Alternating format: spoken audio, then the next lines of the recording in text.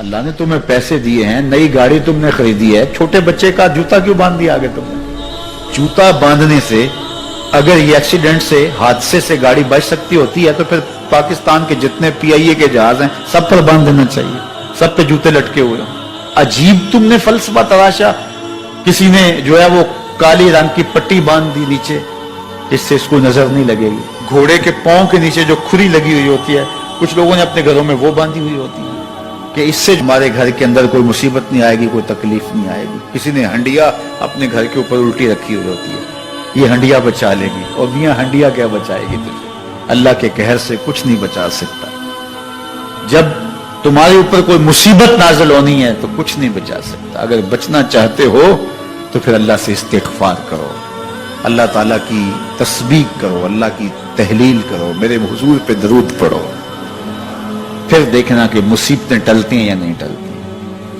تو یہ خام خواہ کے رکیے اور یہ عامل لوگ جو ہیں ان کا تو کام ہی یہی ہے.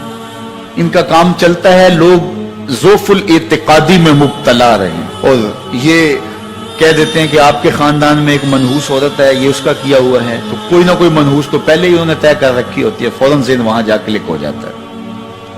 اس کا نون سے نام شروع ہوتا ہے, اس کا کاف سے نام شروع ہوتا ہے, اس کا جیم سے نام شروع ہوتا ہے, تو پورے خاندان میں کسی کا نام کاف, نون یا جیم سے تو شروع ہوتا ہی ہوگا, یا دوستوں میں, تو فوراً ذہن جو ہے ادھر منتقل ہو گیا. اب یہ بابا جی نے بتا دیا ہے, ہاں اس نے یہ بات کی تھی, کچھ باتیں یاد آنے لگی, اس کاف سے شروع ہونے والے نام کے ساتھ نفرت پیدا ہو گئی. اس بابے نے نفرت کا کاروبار کیا. اس نے تو 100 روپے 200 روپے لے لیے, لیکن دو انسانوں کے اندر نفرت ڈال دی. اس کا گریبان کل قیامت کے دن پکڑا جائے گا. ان ملنگوں کے پاس, ان ذوف الاعتقادی کو پھیلانے والوں کے پاس کبھی نہ جاؤ. تمہیں مصیبت پڑی ہے, تمہیں لگ رہا ہے کہ شاید میرے اوپر جادو ہے, تو پڑھو نا سورہ بقرہ, جادو جڑ سے اکھڑ جائے گا. 40 دن اپنے گھر میں سورہ بقرہ پڑھو, برکت ہوگی. کہتے ہیں مولوی صاحب 40 دن تو نہیں پڑھی جا سکتی, 2.5 پارے, ہمیں کوئی تعویذ ہی کرتے ہیں. ہم شارٹ کٹ چاہتے ہیں نا, روزانہ صبح 2.5 پارے سورہ بقرہ پڑھے, یہ تو ہم سے نہیں پڑھی جائے گی. تو آپ کوئی تعویذ ہی لکھتے ہیں. کاروبار میں برکت نہیں, میں کہتا ہوں پڑھو نا سورہ واقعہ, 3 رکوع ہیں, برکت ہوگی. ہم کہتے ہیں ہمیں تعویذ ملنا چاہیے, بس وہ ہم گلے میں رکھ دیں, بٹوے میں رکھ لیں, پرس میں رکھ لیں, اور ہمارا کام ہو جائے, ہمیں کچھ بھی نہ پڑھنا پڑے, ہمیں وضو تک نہ کرنا پڑے, نماز نہ پڑھنی پڑے, اور برکت ہو جائے. ایسے برکت تو نہیں آتی. اس لیے چھوڑو ان کی جان, آؤ قرآن مجید پہ آؤ, آؤ سجدوں پہ آؤ, آؤ دعاؤں پہ آؤ. سحری کے وقت اس کی رحمتیں آواز دے رہی ہوتی ہیں, حل من مسترزقن, ہے کوئی رزق مانگنے والا, اور تم اس وقت سوئے ہوئے ہو, سارے دن ٹھوکریں کھاتے ہو. آؤ نہ اس وقت جھولی پھیلا کے, ہاتھ پھیلا کے کہو مالک تو جھولیاں بھر دے. تو پھر دیکھنا, میرا بیٹا سالم مشرکین کی قید میں ہے اور میں فاقوں کی حالت میں ہوں. تو فرمایا آل محمد کے پاس ایک سیر جو ہیں, بس اس کے علاوہ ہمارے پاس بھی کھانے کے لیے دنیاوی اسباب نہیں ہیں. کہا صبر کرو اور اللہ سے ڈرو, اور لا حول ولا قوت الا باللہ کثرت کے ساتھ پڑھو. یہ ایسا وظیفہ ہے, ایک حدیث پاک میں آتا ہے کہ یہ 99 بیماریوں کا علاج ہے. اس میں سب سے کم درجے کی بیماری ہم اور غم ہے. یہ دکھوں کا مداوع ہے, مشکلات کا علاج ہے, اور یہ وظیفہ میرے حضور نے بتایا. حضرت ابو ذر غفاری رضی اللہ تعالیٰ عنہ کو حضور نے 5 چیزیں بتائی تھی. ان میں سے 5ویں چیز یہ تھی کہ ابو ذر کثرت کے ساتھ لا حول ولا قوت الا باللہ پڑھا کرو. فرمایا عرش الہی کے نیچے ایک خاص خزانہ ہے, یہ وظیفہ وہاں سے آیا ہے. یہ زندگی میں معمول بنا لو, جب پھنس جاؤ, مشکلات میں آ جاؤ, تو لا حول ولا قوت الا باللہ پڑھو, اللہ راستے کھولے گا. تو حضور نے 3 چیزیں فرمائی, اللہ سے ڈرو, صبر کرو, اور کثرت کے ساتھ لا حول ولا قوت الا باللہ پڑھو. وہ فرماتے ہیں کہ میں یہ عمل شروع کیا, ابھی گھر میں بیٹھا ہی تھا کہ دروازے پہ دستک ہوئی, تو میں اٹھا کہ دروازہ کھولوں دیکھوں کہ کون ہے. تو دروازہ کھولا, دیکھا میرا بیٹا کھڑا ہے اور اس کے پیچھے 100 اونٹ کھڑے ہیں. تو میں نے کہا کہ تم اور یہ اونٹ؟ کہا مجھے موقع لگ گیا, میں ان کی قید سے بھاگ آیا. وَيَرْزُقْهُ مِنْ حَيْثُ لَا يَحْتَسِبُ, وہ تمہیں وہاں سے رزق دے گا جہاں سے تمہیں گمان بھی نہیں. اس کے ہو کے تو دیکھو. اللہ اکبر. اللہ کے ہو جاؤ تو پھر وہ تمہاری ضرورتوں کا کفیل ہو جائے. فرمایا حضرت عبداللہ ابن مسعود رضی اللہ تعالیٰ عنہ نے کہ کسی شخص کو فقر و فاقہ آ جائے تو وہ لوگوں کو بتائے کہ میں آج کل بڑے مشکل حالات میں ہوں, ہر وقت لوگوں کو بتاتا رہے تو اس کی مشکل بڑھے گی, اس کی مشکلیں آسان نہیں ہوں گی اس طرح. اور اگر وہ اپنی اس مشکل کو کسی سے شیئر نہ کرے بلکہ مصلی بچھا کے اپنے رب سے کہے کہ مالک فقر و فاقہ آ گیا ہے اور اس کا علاج تیرے پاس ہے, اس مرض کا مداوع تیرے پاس ہے. حضرت عبداللہ ابن مسعود فرماتے ہیں کہ رسول کریم نے فرمایا جلد یا بدیر اللہ اس کو مالا مال فرما دے. یہ بھی کبھی کر کے دیکھو, مشکل آ جائے, فاقہ آ جائے. اور قرآن مجید کا دل سورہ یاسین ہے. جس نے ایک مرتبہ سورہ یاسین کی تلاوت کی اللہ 10 مرتبہ قرآن پڑھنے کا ثواب عطا کرے. اور کتنا بڑا اجر ہے. آپ ایک سال میں بھی شاید 10 قرآن مجید نہ ختم کر سکے اور سورہ یاسین پڑھیں تو 10 مرتبہ قرآن مجید پڑھنے کا ثواب نصیب ہوگا. تو اپنی صبح کا آغاز سورہ یاسین سے کیا کریں, نماز فجر کے بعد اشراق تک سورہ یاسین پڑھ لیا کریں. سورہ یاسین اگر آپ پڑھ کے اپنے دن کا آغاز کرتے ہیں آپ کا سارا دن خیر سے گزرے گا. اس دن اگر کاروبار کریں گے تو برکت ہوگی, اس دن بہت ساری بیماریوں سے, آفات و بلیات ارضیہ و سماویہ سے بچے رہیں گے, لوگوں کے شر سے, حادثات سے محفوظ رہیں گے. میرے حضور نے ارشاد فرمایا قرآن مجید میں ایک سورت ہے جس کی 30 آیات ہیں, اگر کوئی شخص اس کی تلاوت کرتا ہے تو وہ سورت پڑھنے والے کی شفاعت کرتی ہے اور اتنی بار شفاعت کرتی ہے کہ اس کو بخشوا کے چھوڑتی ہے. وہ سورت کون سی ہے؟ وَهِيَ تَبَارَكَ الَّذِي بِيَدِهِ الْمُلْكُ. یہ سورۃ الملک ہے, 30 آیتیں ہیں.